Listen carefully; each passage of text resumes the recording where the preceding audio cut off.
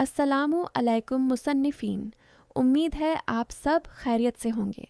बहुत से लिखने वाले डायलॉग्स लिखते वक्त आम मसाइल का शिकार हो जाते हैं और इस वजह से ना सिर्फ वो अपनी लिखने की सलाहियत पर शक करने लगते हैं बल्कि दिनों तक उसी सफ़े पर फंसे रहते हैं। इस वीडियो में आपके साथ जो टिप्स शेयर की जाएंगी वो आपकी मदद ज़रूर करेंगी। पहले तो उर्दू ज़बान और कलमकार को सपोर्ट करने के लिए इस चैनल को सब्सक्राइब करें ताकि उर्दू पढ़ने और लिखने वालों में इजाफ़ा हो सके। डायलॉग लिखते वक्त आपने किन बातों का ख्याल रखना है, आइए देखते हैं।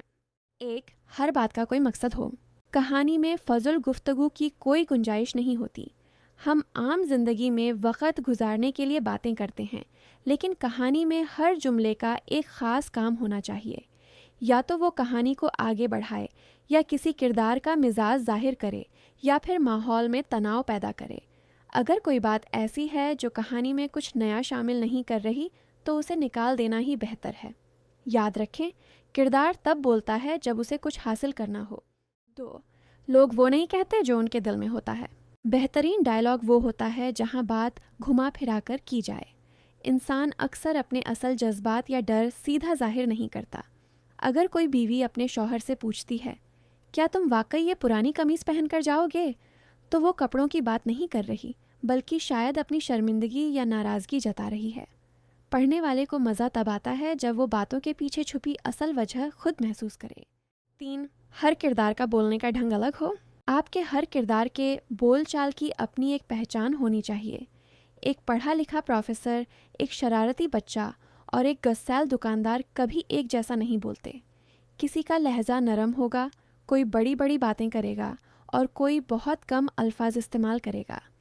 डायलॉग ऐसा होना चाहिए कि अगर आप किरदार का नाम न भी लिखें तो पढ़ने वाला पहचान जाए कि ये कौन बोल रहा है।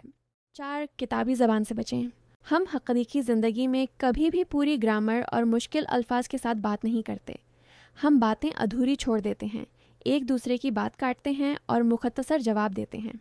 अगर आपका डायलॉग बहुत ज़्यादा साफ सुथरा या किताबी लग रहा है तो वो नकली लगेगा।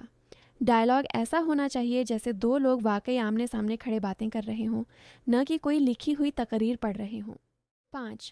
डायलॉग में कॉन्फ्लिक्ट का मतलब हमेशा लड़ाई झगड़ा नहीं होता, बल्कि इसका मतलब है कि दोनों किरदारों की सोच अलग हो।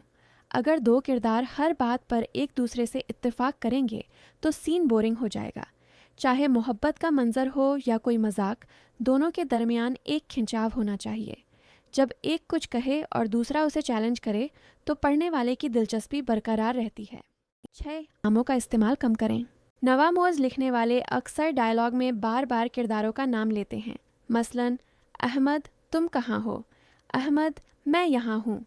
हम आम जिंदगी में एक दूसरे का नाम तभी लेते हैं जब गुस्से में हो, किसी की तवज्जो चाहिए हो या कोई ख़ास बात करनी हो।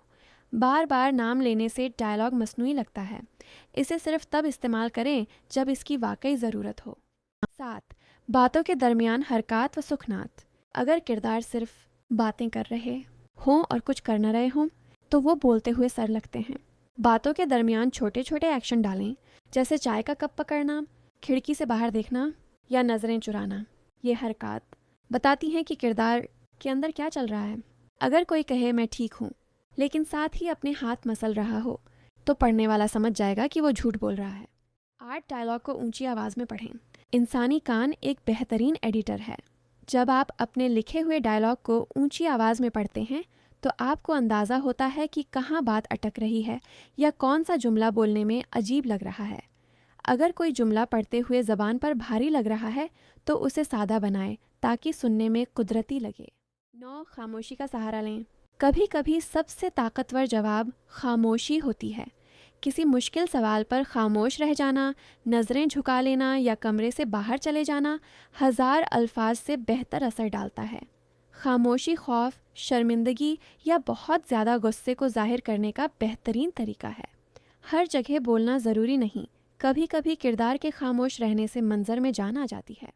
कमेंट्स में बताइए कौन से मुसन्निफ़ीन डायलॉग ज़बरदस्त लिखते हैं और उनके डायलॉग्स में क्या खासियत होती है। और अगर इस वक्त आप भी अपना नावेल लिखते वक्त किसी मसले का शिकार हैं तो कमेंट्स में वो मसला शेयर कीजिए।